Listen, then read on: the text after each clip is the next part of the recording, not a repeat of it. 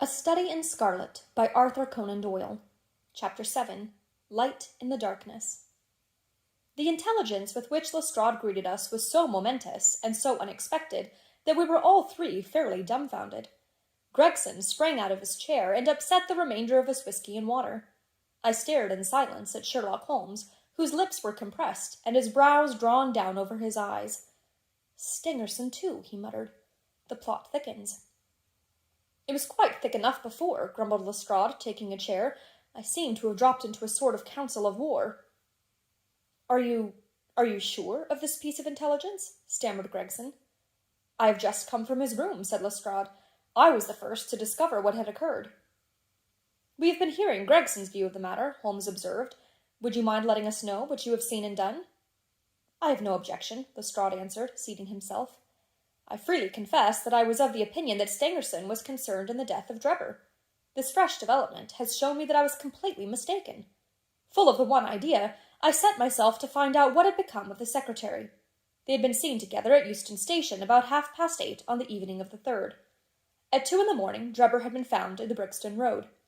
The question which confronted me was to find out how Stangerson had been employed between 8:30 and the time of the crime, and what had become of him afterwards.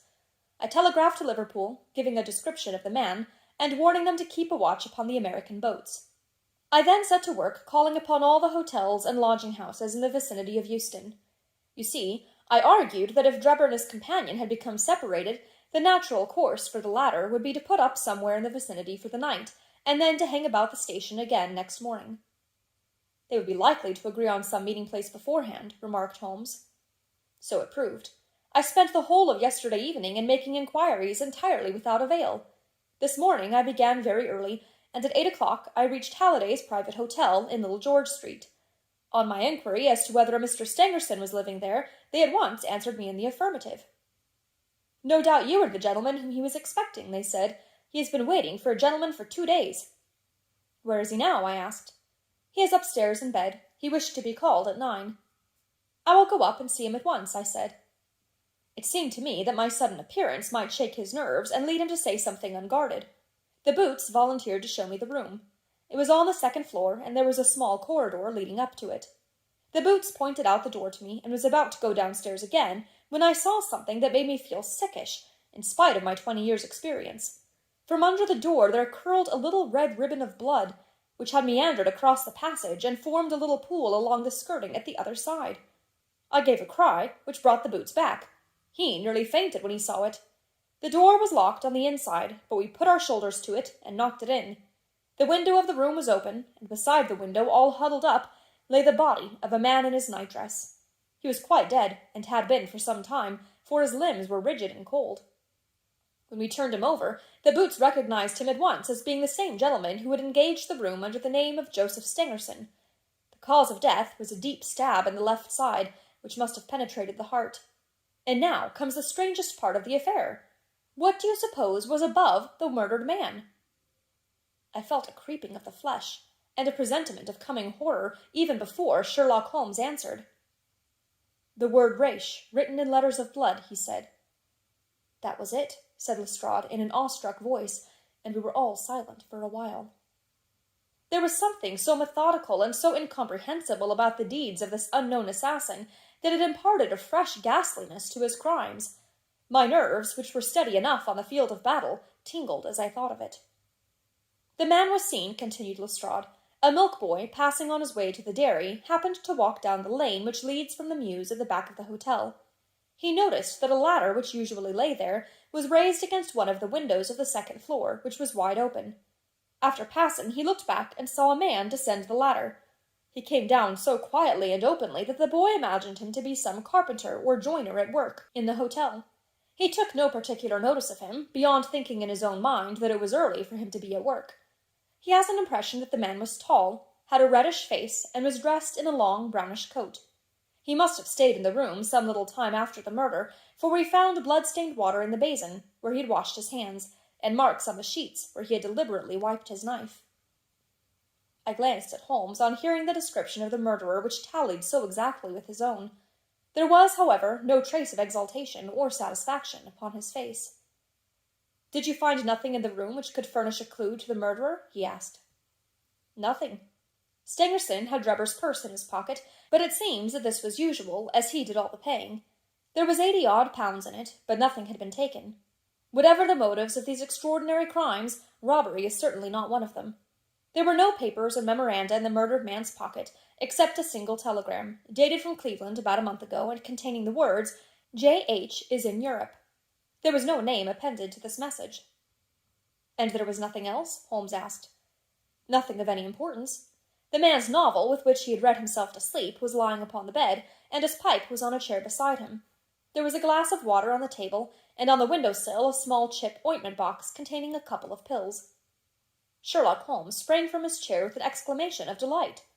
"The last link!" he cried exultantly. "My case is complete." The two detectives stared at him in amazement. "I have now in my hands," my companion said confidently, "all the threads which have formed such a tangle. There are, of course, details to be filled in, but I am as certain of all the main facts, from the time that Drebber parted from Stangerson at the station up to the discovery of the body of the latter, as if I had seen them with my own eyes. I will give you a proof of my knowledge. Could you lay your hand upon those pills?" "I have them," said Lestrade, producing a small white box. "I took them and the purse and the telegram, intending to have them put in a place of safety at the police station. It was the merest chance my taking these pills, for I am bound to say that I do not attach any importance to them." "Give them here," said Holmes. "Now, doctor," turning to me, "are those ordinary pills?" They certainly were not. They were of a pearly grey color, small, round, and almost transparent against the light. "From their lightness and transparency, I should imagine that they are soluble in water," I remarked. "Precisely so," answered Holmes. "Now, would you mind going down and fetching that poor little devil of a terrier which has been bad so long, and which the landlady wanted you to put out of its pain yesterday?" I went downstairs and carried the dog upstairs in my arms. Its labored breathing and glazing eye showed that it was not far from its end. Indeed, its snow-white muzzle proclaimed that it had already exceeded the usual term of canine existence. I placed it upon a cushion on the rug. "I will now cut one of these pills in two," said Holmes, and drawing his penknife, he suited the action to the word. "One half we return into the box for future purposes. The other half I will place in this wine-glass, in which is a teaspoonful of water. You perceive that our friend the doctor is right, and that it readily dissolves." "This may be very interesting," said Lestrade, in the injured tone of one who suspects that he is being laughed at. "I cannot see, however, what it has to do with the death of Mr. Joseph Stangerson." "Patience, my friend, patience. You will find in time that it has everything to do with it. I shall now add a little milk to make the mixture palatable, and on presenting it to the dog, we find that he laps it up readily enough." As he spoke, he turned the contents of the wine-glass into a saucer, and placed it in front of the terrier, who speedily licked it dry. Sherlock Holmes's earnest demeanour had so far convinced us that we all sat in silence, watching the animal intently and expecting some startling effect. None such appeared, however. The dog continued to lie stretched upon the cushion, breathing in a laboured way, but apparently neither the better nor the worse for its draught. Holmes had taken out his watch, and as minute followed minute without result, an expression of the utmost chagrin and disappointment appeared upon his features. He gnawed his lip, drummed his fingers upon the table, and showed every other symptom of acute impatience. So great was his emotion that I felt sincerely sorry for him, while the two detectives smiled derisively, by no means displeased at this check which he had met. "It can't be a coincidence," he cried, at last springing from his chair and pacing wildly up and down the room. "It is impossible that it should be a mere coincidence. The very pills which I suspected in the case of Drebber are actually found after the death of Stangerson, and yet they are inert. What can it mean?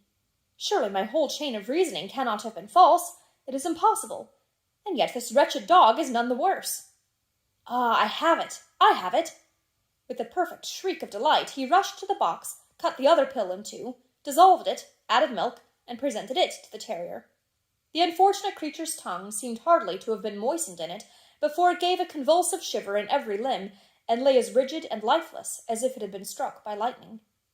Sherlock Holmes drew a long breath, and wiped the perspiration from his forehead. "I should have more faith," he said.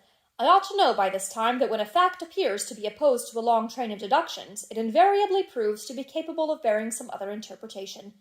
Of the two pills in that box, one was of the most deadly poison, and the other was entirely harmless. I ought to have known that before ever I saw the box at all." This last statement appeared to me to be so startling that I could hardly believe that he was in his sober senses. There was the dead dog, however, to prove that his conjecture had been correct.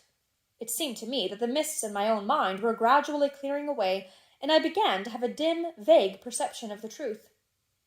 "All this seems strange to you," continued Holmes, "because you failed at the beginning of the inquiry to grasp the importance of the single real clue which was presented to you. I had the good fortune to seize upon that, and everything which has occurred since then has served to confirm my original supposition, and indeed was the logical sequence of it. Hence, things which have perplexed you and made the case more obscure have served to enlighten me and to strengthen my conclusions. It is a mistake to confound strangeness with mystery. The most commonplace crime is often the most mysterious, because it presents no new or special features from which deductions may be drawn. This murder would have been infinitely more difficult to unravel had the body of the victim been simply found lying in the roadway, without any of those outre and sensational accompaniments which have rendered it remarkable. These strange details, far from making the case more difficult, have really had the effect of making it less so." Mr. Gregson, who had listened to this address with considerable impatience, could contain himself no longer. "Look here, Mr. Sherlock Holmes," he said, "we are all ready to acknowledge that you are a smart man, and that you have your own methods of working. We want something more than mere theory and preaching now, though. It is a case of taking the man. I have made my case out, and it seems I was wrong. Young Charpentier could not have been engaged in this second affair. Lestrade went after his man, Stangerson, and it appears that he was wrong too. You have thrown out hints here and hints there, and seem to know more than we do, but the time has come when we feel that we have a right to ask you straight how much you do know of the business. Can you name the man who did it?"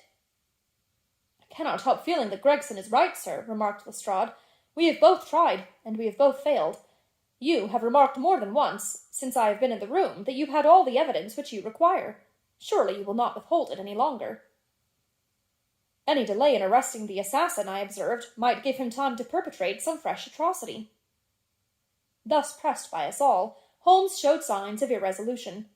He continued to walk up and down the room with his head sunk on his chest and his brows drawn down, as was his habit when lost in thought.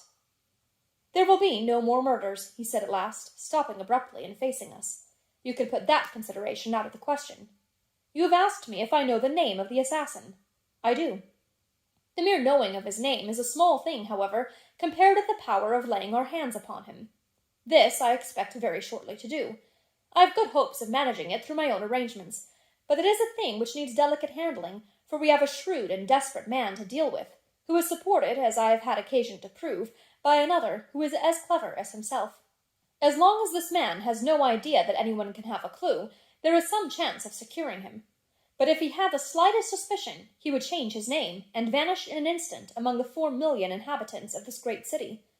Without meaning to hurt either of your feelings, I am bound to say that I consider these men to be more than a match for the official force. And that is why I have not asked your assistance. If I fail, I shall, of course, incur all the blame due to this omission, but that I am prepared for. At present, I am ready to promise that the instant that I can communicate with you without endangering my own combinations, I shall do so." Gregson and Lestrade seemed to be far from satisfied by this assurance, or by the depreciating allusion to the detective police. The former had flushed up to the roots of his flaxen hair, while the other's beady eyes glistened with curiosity and resentment. Neither of them had time to speak, however, before there was a tap at the door, and the spokesman of the street Arabs, young Wiggins, introduced his insignificant and unsavory person. "Please, sir," he said, touching his forelock, "I have the cab downstairs." "Good boy," said Holmes blandly. "Why don't you introduce this pattern at Scotland Yard?" he continued, taking a pair of steel handcuffs from a drawer. "See how beautifully the spring works. They fasten in an instant." "The old pattern is good enough," remarked Lestrade, "if we can only find the man to put them on." Very good," said Holmes, smiling. "The cabman may as well help me with my boxes. Just ask him to step up, Wiggins." I was surprised to find my companion speaking as though he were about to set out on a journey, since he had not said anything to me about it. There was a small portmanteau in the room, and this he pulled out and began to strap. He was busily engaged at it when the cabman entered the room. "Just give me a help with this buckle, cabman," he said, kneeling over his task and never turning his head. The fellow came forward with a somewhat sullen, defiant air, and put down his hands to assist. At that instant there was a sharp click, the jangling of metal, and Sherlock Holmes sprang to his feet again. "Gentlemen," he cried with flashing eyes, "let me introduce you to Mr. Jefferson Hope, the murderer of Enoch Drebber and of Joseph Stangerson." The whole thing occurred in a moment, so quickly that I had no time to realize it. I have a vivid recollection of that instant, of Holmes's triumphant expression and the ring of his voice, of the cabman's dazed, savage face as he glared at the glittering handcuffs which had appeared as if by magic upon his wrists. For a second or two we might have been a group of statues. Then, with an inarticulate roar of fury, the prisoner wrenched himself free from Holmes's grasp and hurled himself through the window. Woodwork and glass gave way before him, but before he got quite through, Gregson, Lestrade, and Holmes sprang upon him like so many staghounds. He was dragged back into the room, and then commenced a terrific conflict. So powerful and so fierce was he, that the four of us were shaken off again and again. He appeared to have the convulsive strength of a man in an epileptic fit. His face and hands were terribly mangled by his passage through the glass, but loss of blood had no effect in diminishing his resistance. It was not until Lestrade succeeded in getting his hand inside his neckcloth and half strangling him that we made him realize that his struggles were of no avail, and even then we felt no security until we had pinioned his feet as well as his hands. That done, we rose to our feet, breathless and panting. "We have his cab," said Sherlock Holmes. "It will serve to take him to Scotland Yard.